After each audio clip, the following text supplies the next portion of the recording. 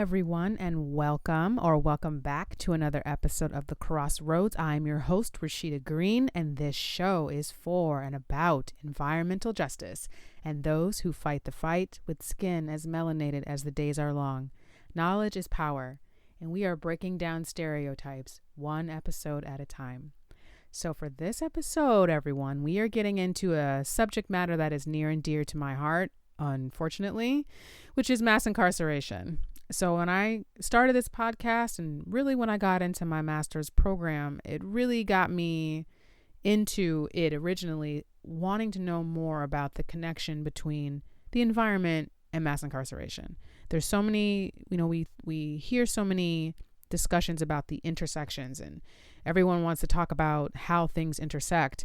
And I was thinking, well, there has to be an intersection between these two social issues. And I was absolutely right. And that was how and why I decided to start this show. So for this episode, I got with Ken Rock, or Kenneth. I haven't quite figured out what to call him. I just kind of call him both. He doesn't seem to mind. He is from North Philadelphia, and right now he is behind bars for a nonviolent drug offense. When he reached out to me to ask me to be on the show, I emphatically said yes, because I wanted to talk to him about not only his personal story, but also if he could identify in his experience the links between the environment and incarceration. And when we talk about the environment, yes, I am talking about the water and the air and the trees, but I'm also talking about the body, which you'll hear on the show as well, the discussion of the body. So one last bit of housekeeping is we didn't get an opportunity to give flowers. We had to keep it very, very tight, very condensed for time. So the three people that I want to give flowers to, and I know that Ken will agree with me. First, Angela Davis. We did reference her in the show. She wrote a very interesting book called Are Prisons Obsolete? I definitely recommend checking it out. There is a lot of discussion about the need for abolishing prisons. Many people think that the prison system is no different than chattel slavery, and the need to abolish it is just as apparent as it was for slavery. Next person is Ta-Nehisi Coates. Obviously an amazing writer, excellent orator. If you haven't read his books, I definitely recommend them. Between the World and Me, first book of his, and the second one is We Were 8 Years in Power. That's his collection of articles that he wrote for the Atlantic during the Obama years. And the last book is his book of fiction. I believe that's called The Water Dancer. I'm not 100% certain because I haven't read it just yet. And last but not least is Malcolm X.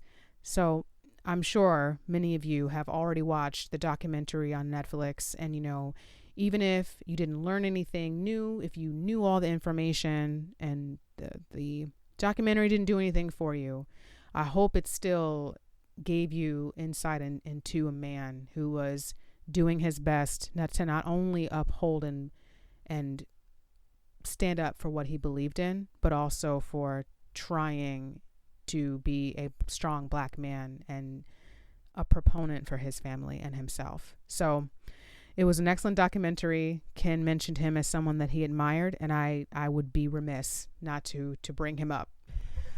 Okay, can you hear me okay? Yes, I can hear you fine. Okay, so Kenneth, thank you, or Ken Rock. I don't know what you prefer to be called, but Yeah, you can call me Ken Rock. Whatever so is comfortable for you. Okay. Thank you very much for taking the time. This is going to be hopefully a good touch base for us and a good talk. And so thank you. So let's just get straight to it. So the preface of this, the purpose of this call is really to talk about mass incarceration and also how that relates to the environment. Like, a lot of people don't really know that the two are related. And, I wanted to talk to you specifically because of your story, and also why you are incarcerated right now, and really just wanting to speak about those things. So let's just start from the beginning. Can you talk about, what brought you to being in federal prison? Yes. What brought me to become a federal prisoner? As you just said, right? You said that incarceration affects the environment, right? Mm-hmm. Then I believe to go into a quote, it says about I think it's Tani Coast who said that about slavery when he said slavery wasn't a thing happening in America, it was the thing happening in America, Right. and everyone was basically affected by that. I feel the same way about incarceration. I feel as though incarceration is the thing happening in America, but people are not really taking into account that it's affecting the environment the way that it's affecting it. Mm-hmm. When we look at all these kids killing each other or single parent homes and things like that, I believe that's a direct result of incarceration, right? So when we go into the reasons why I took the path I did to land me in federal prison, I can say that incarceration always affected my life because of the environment that I grew up in, right? Mm-hmm. So when I say that, I grew up in the Strawberry Mansion section of North Philadelphia. I mean, to some, I may have grew up different because my father was around. My father he was a visionary, he was an entrepreneur, he did a lot of things. At the same time, by the age of 15, I lost my older brother to gun violence when he was 19 years old. Before the age of 24 years old, when I did get indicted, I had been shot on two different occasions. I had dealt with a lot of drugs. I had a vision. And I believe what ultimately led to me coming to prison is when I was young, I got indoctrinated with a vision of what a successful person from my neighborhood looked like. And that person was a neighborhood drug dealer. And I became devoted into becoming him. Hmm. If that helped you out in Yeah. any way. No, it definitely does. And when you're talking about your environment as well, in the area that you grew up in, that was like, can you describe it a little bit more to me as far as like what did it look like? And if you think that it looked like, the pen, like if it looked like how jail looks, like the similar So kind of the structure. environment, yeah. The feeling of it, me being in prison, all right, I've been in prison now, it's going on 14 years. I'm expected to be released in 21 months, 22 months. Being in prison and being on the streets, all right, let me just put it this way. When I was in the county, CFCF, and, on State Road, the county jail in Philadelphia, Mm-hmm. my entire neighborhood that I grew up with was inside the county. So it was like, when I walked through the jail, it's like everybody that I grew up with is now inside the jail. Once we all turned 18, we were now Jesus. inside the jail. You know what I mean? Yeah. When I say, I can say a good 70% of my neighborhood was inside that jail with me, right? So our whole neighborhood was inside jail. Now on the streets of Strawberry Mansion, it's like you got ethics, you got codes, you got things that you adopt, right? Because it's you got what you got what you know what you don't want to be more so than what you want to be. Mm-hmm. If that makes it clear, like I might not know what I want to do with my life, but I know that I don't want to be a chump. I know that I don't want to be looked like I'm soft because if I'm looking like I'm soft, then it's all over. Now I could go and tell my brother getting killed at when I was 15 years old, and I like to bring this up a lot. It's like at 15 years old, I was forced to make decisions that a 15-year-old should not be forced to make. You feel what I'm saying? Like, Yeah. all right, your brother just got killed. Now what you gonna do? You gonna be a chump, or you gonna do this, or you gonna do that? You understand what I'm saying? Yeah. And you're 50 years old, and now you're making a decision in your life that can ultimately, it's gonna affect the way that people treat you in your environment. So it's like it's deep, and I think a lot of people don't pay attention to those decisions that these kids are making at 14, 13, and 15 years old because it's not peer pressure; it becomes norms. It becomes expected behavior, and your expected behavior is to represent yourself with violence Right. because this is the environment that you're in. And So what? when I Oh, so keep going. go ahead. Oh, okay, okay. Real quick. I just wanted to know, kind of circling back when this happened to you at 15, and I just want to put this in perspective. You didn't really have anyone to turn to really talk about how you felt. Like that was not an option for you to do. So the only thing that you could do, talk, and we bringing up what you just said about wanting to look soft or weak. The only choice that you felt that you had was to go into either committing violence yourself or Yeah. by selling drugs. Is Well, I that? didn't commit violence. I Oh, feel good. like with me, at that age, I think I believe I couldn't handle the pressure that was under me. I started popping Xanax pills. I started hanging out in the streets more. I started rebelling against the reality that was my life. You Mm-hmm. understand what I'm saying? Yeah. I didn't really know what to do, and then now understanding what you got is you got emotional needs, right? Yeah. So I didn't understand that when my brother got killed, I had lost a need that was getting fulfilled, and that's everything that he provided me with. Mm-hmm. So it's like not having air to breathe no more. You might not be conscious of it until you no longer have that air to breathe, and then your body becomes to do anything to get that air. Right. So, like with that, when that need of being included in things and all that type of stuff got missing from me, I began to rebel unconsciously and search for those needs to get fulfilled in the streets. Mm-hmm. So to answer your question, it was like I feel like we all handled that situation different. I feel like my mom handled that. My stepmom, it was actually my stepmom and my dad's son. It wasn't my original. It wasn't my biological mom's son. Mm-hmm. But I feel like we all dealt with that in our individual ways, and nobody dealt with it together as a family. Yeah. If I feel like at that time I told my sisters that they was dealing with it the way they was dealing with it, and I was dealing with it on the streets because I was the boy. Yeah. You know what I mean? I had to know who killed my brother. I had to know where he hang at. I had to know what happened because the streets kept telling me that. You Right. understand what I'm saying? Yeah. And at that age, it's very, and these what the kids go through today without nobody to really understand or articulate their feelings for them. Mm-hmm. You know? And that's one of the things like that I find about, because of course, like I follow you on social media, and I've gone to your website and your blog, and one of the things that I noticed about you is that you're very articulate in the way that you express yourself. Like when in your written work, it's just very expressive and very detailed with how you feel. And and based upon your bio, I know that you were someone who was on the cusp of growing a very prominent a rap career. I mean, and now that you are unfortunately in the Fed, what have you been doing to create or to continue to create? How have you been maintaining your feelings and your sense of self while behind bars? Oh, well, it's writing. I mean, it's writing that, I just got my first book published. Yes, I do. Well, self-published.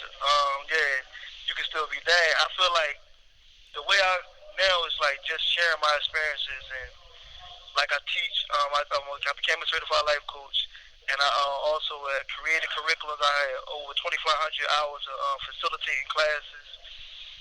I did the GED. I was teaching GED for a minute, and I stopped that. But the way that I just write, I just vision.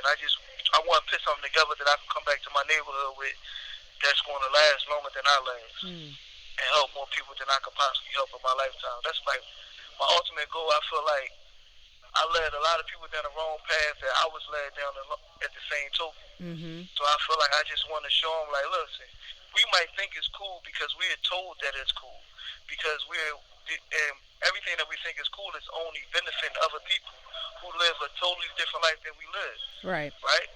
So it's like, don't think that this is just happening because it's happening. It's happening because I believe it's being pushed and have been being pushed on it since we've been over here, right? To believe that we're less than what we really are, and we begin to act in that fashion, and because we're acting in that fashion, we get caged, and somebody got to lock the cage and get paid to lock the cage. You know what I'm saying? So glad you brought that up because that actually goes into some of the other questions and things that I want to ask you. So, I sent you over some stuff, particularly from Angela Davis, who wrote a book called Are Prisons Obsolete? And one of the things that she makes mention of is that chattel slavery is one of the initial forms of the need for abolition, things to have people to decide and determine that this institution is wrong. And when you say that, there's a cage, but someone has to lock it, that's what we're talking about too when we talk about the prison industrial complex. So, and based upon what you've also described in your upbringing, as we all know, that social stature, social class, and socioeconomic status has a lot to do with incarceration rates. Like communities of color are more likely to have harmful environmental land uses or be in those kinds of areas. They're more likely to be divided by highways, so causing increases in noise pollution. We know these things. And also neighborhoods with food insecurity, meaning that they are a certain number of miles away from proper and adequate nutritional foods, are also more likely to end up in jail. Would you say that describes where you grew up? Yeah, no doubt about it. Yeah. Just a I quick mean, win. just take this for instance, right? Me and my friends, we used to play in the graveyard, right? This is where we used to play at. You know what I mean? We used to Mhm. run high, ride our bikes inside of a graveyard. I mean, the graveyard is right down the street from us. Mhm. So this is where we used to play at. We used to ride our bikes on the dirt piles that they used to fill up the ditches with. Like, you understand what I'm saying? Mhm. So this is this is my neighborhood. You know what I mean? I love it to death with it, but at the same token, I understand. Like, and then you never know that as far as like the natural food or the foods, and you could just you could describe prison with that too, because me and the guy was just having a conversation about the food that they serve you in prison. Mhm. I mean, the food that they serve you is all preserved, it's all it's terrible food, Right. and there's really no healthy choices to choose from, even on commissary. Right. So, you know, And that's I another, agree. yeah, and that's Yeah, another thing too, is that there's the environment on which the prisons sit, but there's also the environment of the people and their own well-being, their ecosystem, their body and their health, that is yeah, also, is in jeopardy because you all do not have access to adequate food. You all do not have access to nutrition the way that you should. And that brings me to my next question.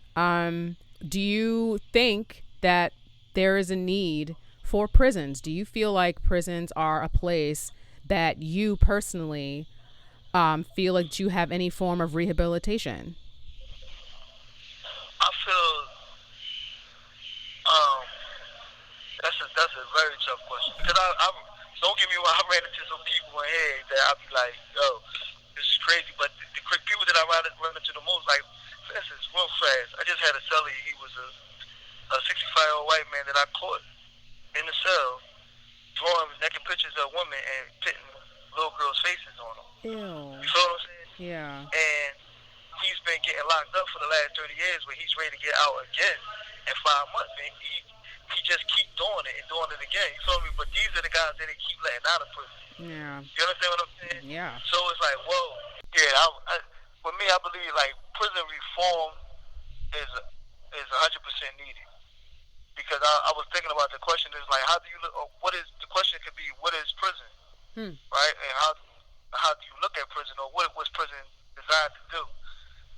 So I feel like all those questions can be asked, because remember I said I had a inside the book, I even bring up the question, like, to some people, prison is a place where bad guys come to stay or live. But for the people here, it's just so much more than that, right? Yes. Because for me, I feel like it could also be a cocoon. It could be a place where you redesign yourself, and and you prepare yourself for what you're going to do when you get free.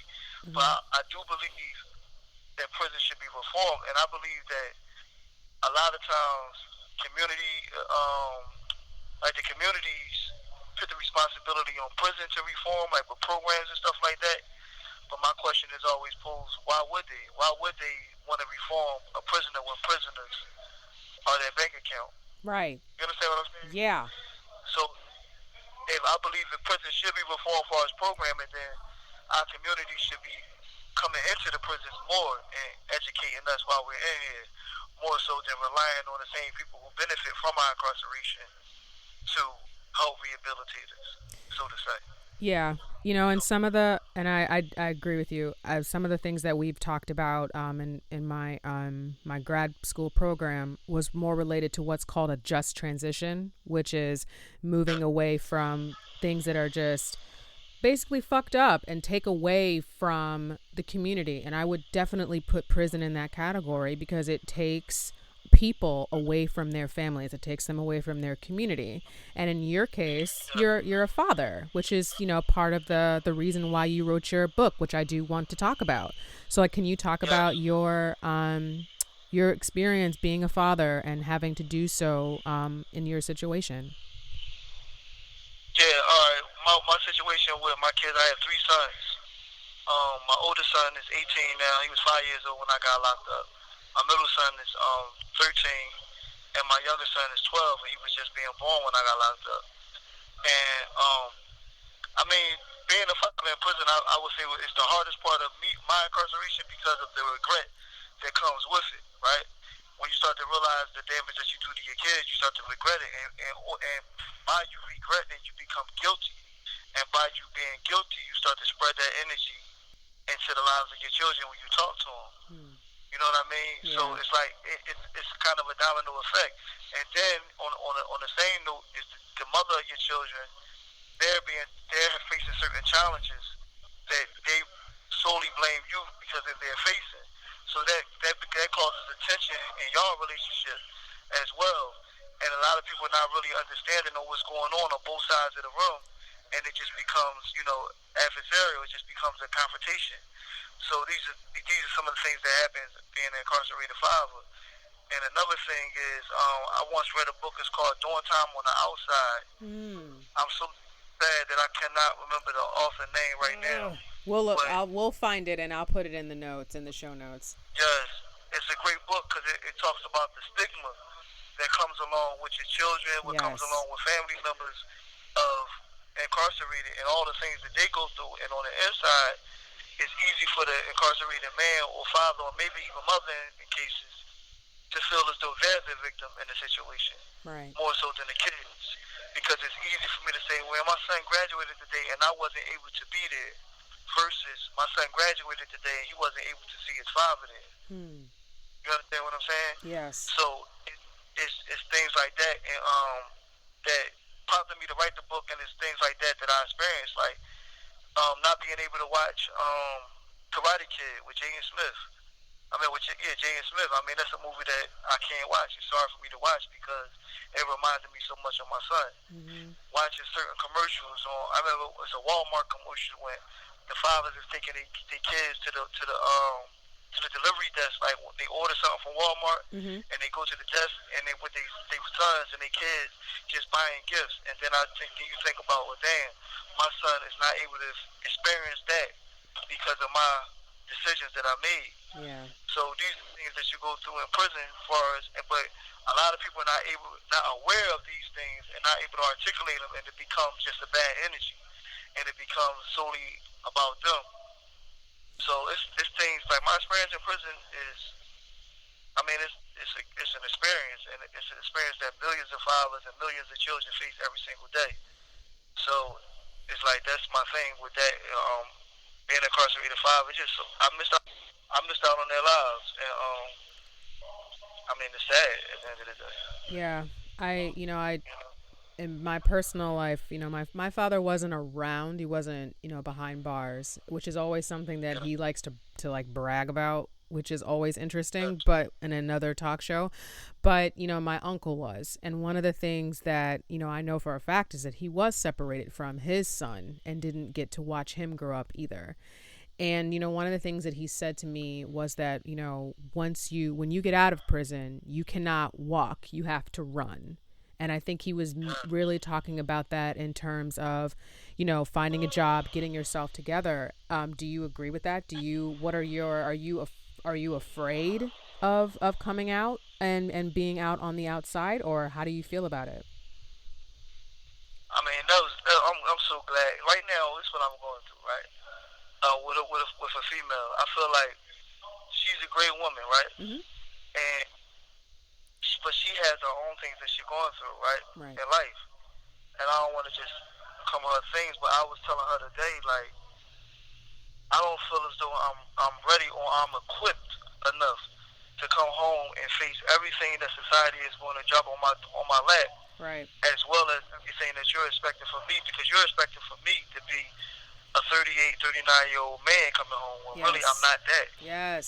I'm the I was locked up since I was 24 years old, and I never even balanced a bank account. I never even paid the mortgage. I never even opened up a bank account. Mm-hmm. These are things that I have not done, so I'm not really there as a man. Right. So when I think about coming home, it's like I'm expecting going into a life that I really have no idea what it is, Yes. because I never experienced being a man on the streets. I experienced being a kid, just running around selling drugs, hustling, and not really being a responsible adult on the street. So I wouldn't say fearful. I'm excited. I'm anxious, but at the same time, I'm um I'm expecting the unexpected. Yeah. But I agree with what your uncle said as far as running, because it's just not playing catch up, but I believe I'm I'm behind the eight ball. Yeah. You know, Yeah. so And, like, something that I want to call up again, and this is really why I was asking you if you thought that prisons should be abolished. It's like what you just said about coming out and not knowing how to balance or start open a bank account or not. You have to do all of these things. And not only do you have to do that, but you have to find a source of employment, or depending on what you want to do. If you want to start your own business or continuing with your business as a life coach, you have to come out and get a line of credit. You know what I'm saying? And these things yes, are barriers. And that's why, especially like a lot of my work that I've done with criminal justice reform has really been on pretrial services. So a lot of like bail bond, bail reform, but also getting into reentry as well. And shout out to one of my good friends, Eddie Ellis, who he and I have worked together to do that in the state of Maryland. And, he talks about what he had to do in order to like reacclimate himself when he was released from prison. He had to do the same shit like you're talking about. And like that's why it frustrates me. And one more thing, I'm sorry because I need to get this off my chest. Like it pisses me off that you only get 15 goddamn minutes and then you have to wait 30 minutes. Like what type of shit is that? What is that? Like what is the point? Like, well, it kind of I'm a defend the Federal Bureau of Prisons because it kind of makes sense because other guys are waiting in line. So okay. there's only a limited amount of phones. All right. So I gotta defend it because sometimes it can get hectic and you can't wait for a guy 15 minutes to be over. Okay. So, but what you were saying real fast, I wanted to say like we talk about incarceration or prison being modern day slavery, right? Yeah. And I was reading the Harriet Tubman biography, right? Mm-hmm. And it was talking about when she went to Canada or whatever, she had a house, and inside of this house, which when people was getting free from slavery or whatever, she would use that house to train them on how to do work, like how to be a maid or how to talk. She basically prison reform, you know what I mean? Yeah. She was basically doing what you and your friend, what y'all doing now as far as reentry, because they did not know how to be citizens. Right. They only know how to be slaves, right? And it's the same thing with prison. It's like a lot of people don't know how to be a free human being. You only know how to be an incarcerated man or an inmate, and whatever an inmate causes for you to believe that you are. You know what I'm saying? Yeah. Because it's like right now I did the word class here at Yazoo. I'm in Mississippi. I'm actually located in Mississippi right now. I'm in Yazoo, Mississippi. Oh. So we had the word class. It was a great class. I learned how to do Word. I learned how to do Excel, and I learned how to do PowerPoint. However, they closed the class now.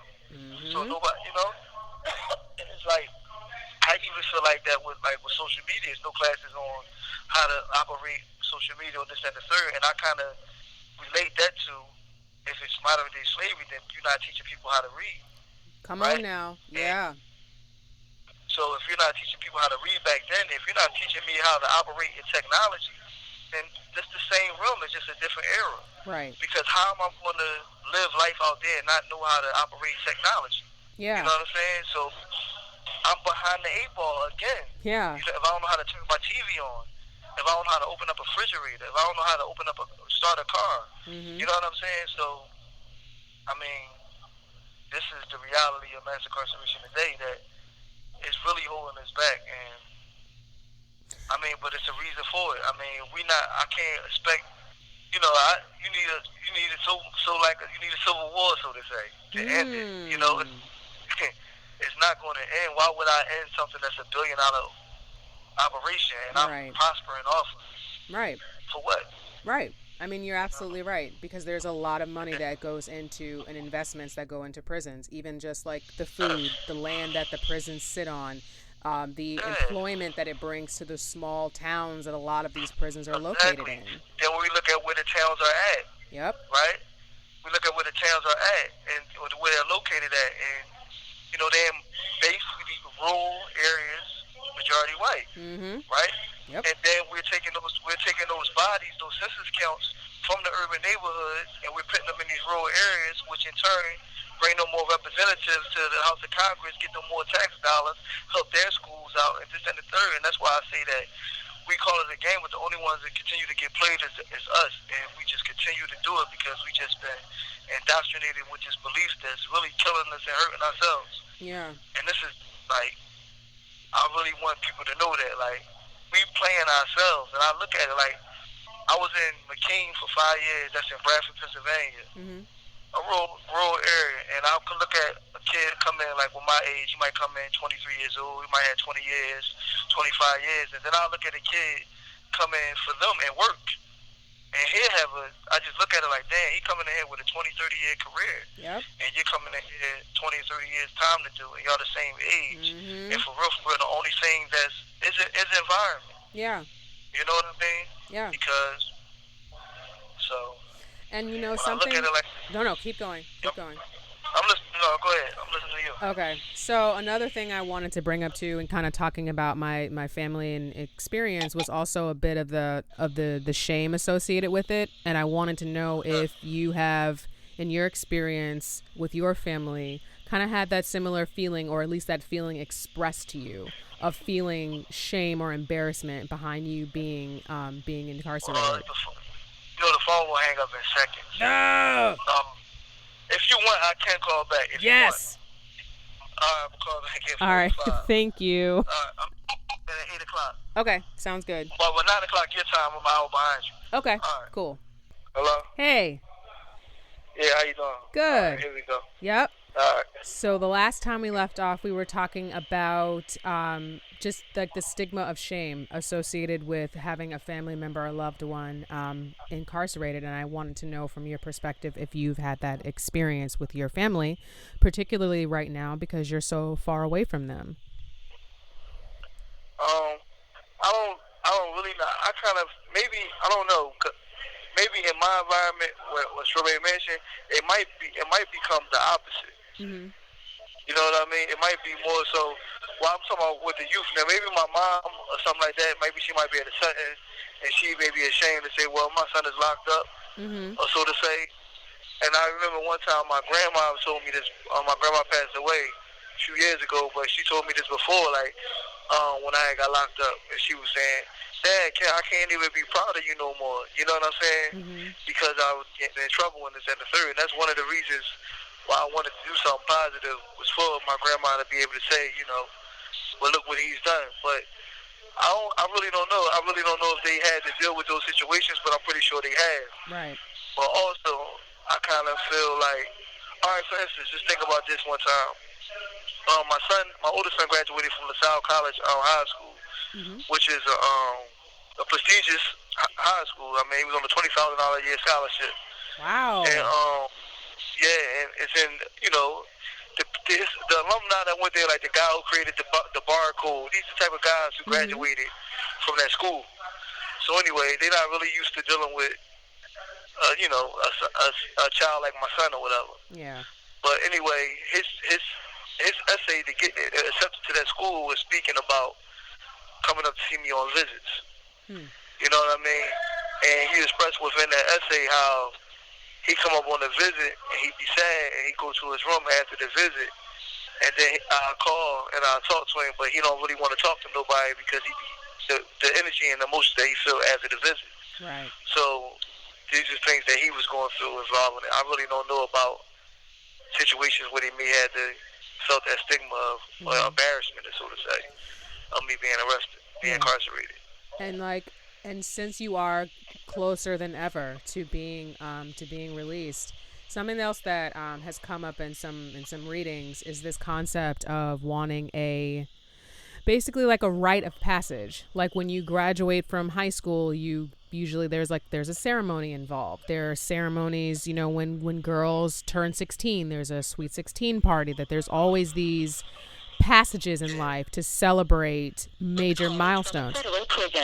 Do you? Yeah, it's going to be celebrating me coming home from prison, like I come home from college or the war or something. Yeah, and really just thinking like, should that, and you know, I also feel like that's important. Like I think that's just as important to celebrate, but also marking like that should be from the federal system that should be the end of everything for you. There shouldn't be any monitoring afterwards. You should be allowed to live, your life because you've served your time and you've done what you were supposed to do. You know what I mean? But guess what? I got 10 years supervisor lease. Oh, God. Yes, I got 10 years supervisor lease as I come home doing 20 years. And not only am I doing 20 years with 10 years supervisor lease, right? My sentence got doubled only because I had a prior drug arrest, right? So if I didn't have a prior drug arrest, I would have had 10 years and 5 years supervisor lease. But since I got locked up for drugs before, even though it was only 1.9 grams of crack, I got an extra 10 years incarceration and an extra 5 years supervisor lease. That's bullshit. And this is non-violent. Like, no one... It's non-violent, yes.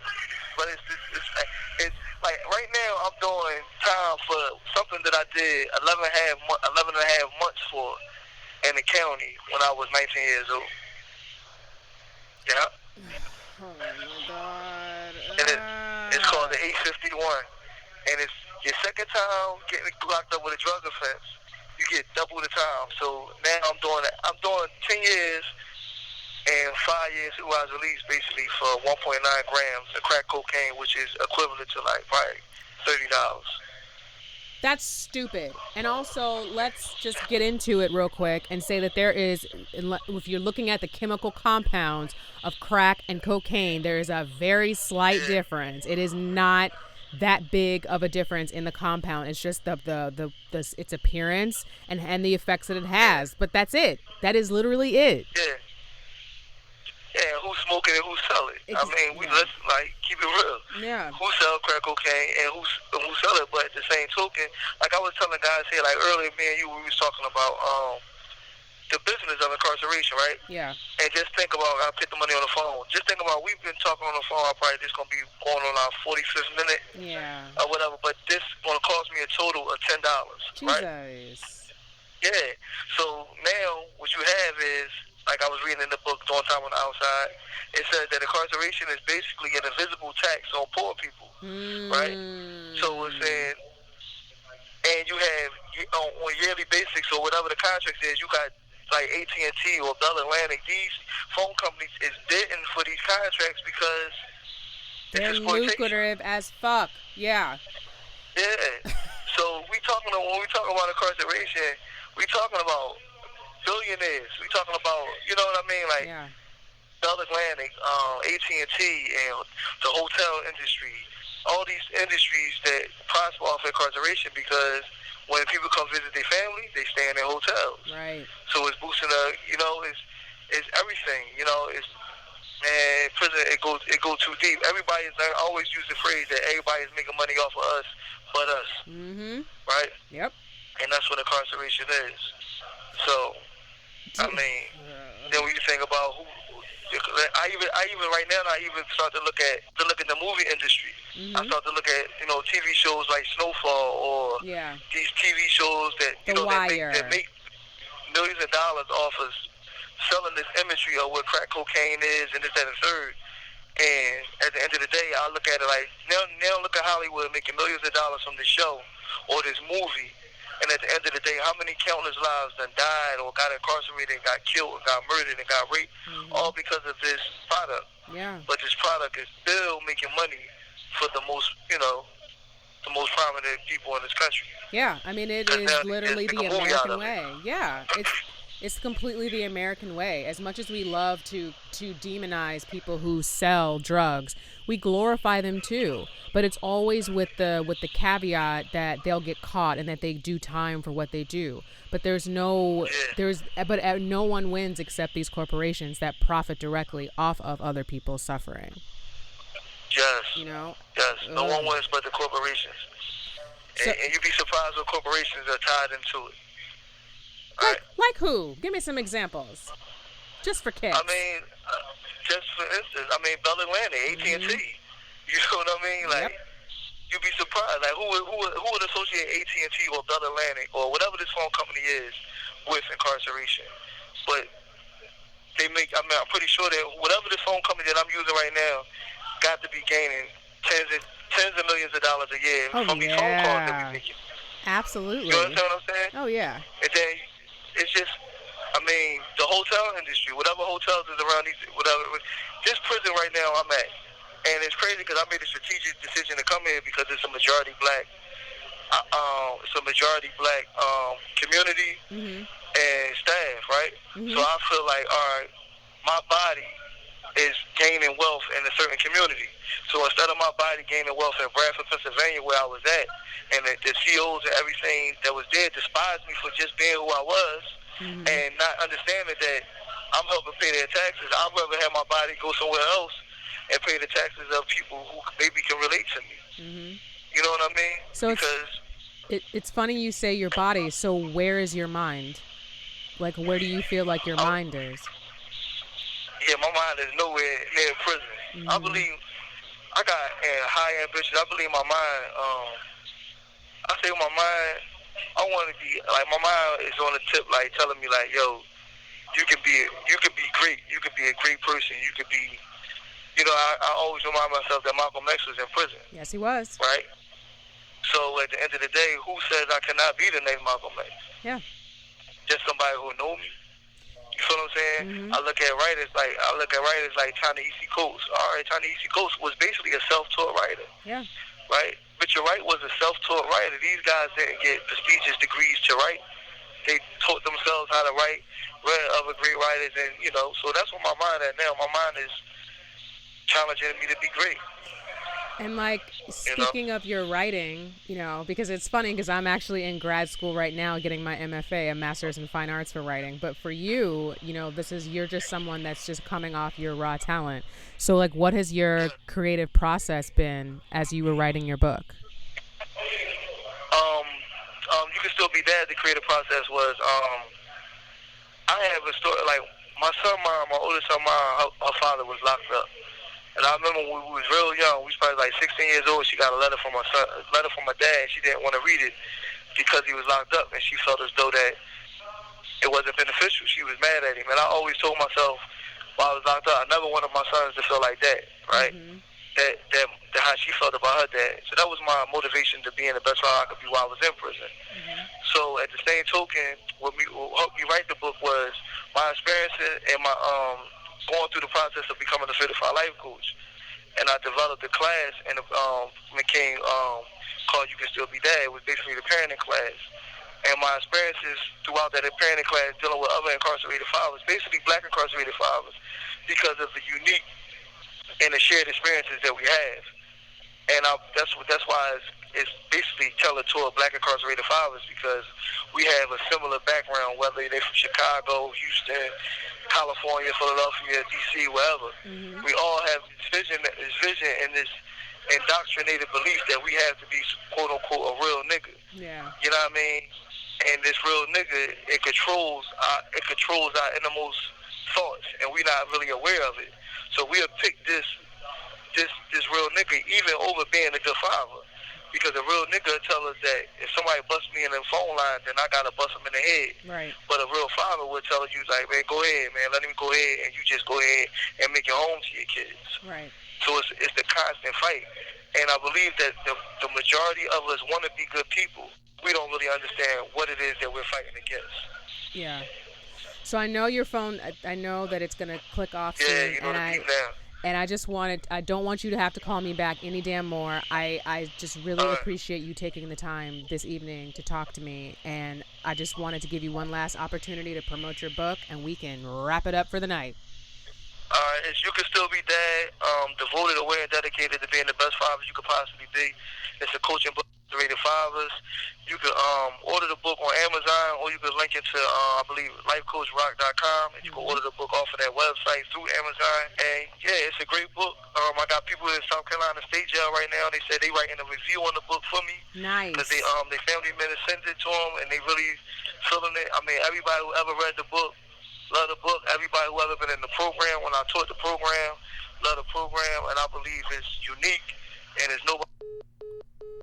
Unfortunately, the call ended, so I just wanted to to finish what he was saying, which is really just that, the book that he wrote, it's from his own mind and his own experience, and becoming a life coach was his way, in my opinion, of paying it forward, and paying it forward to folks who may not know what they're supposed to be doing when they're coming out of incarceration, but that he is trying to figure it out, like so many men, so many incarcerated, not just men but women too, have had to face. So I know that was abrupt, and I just want to say that this is part of what people have to go through every single day when they're in the process of going into a deep conversation with someone that is behind bars, and the call has to end.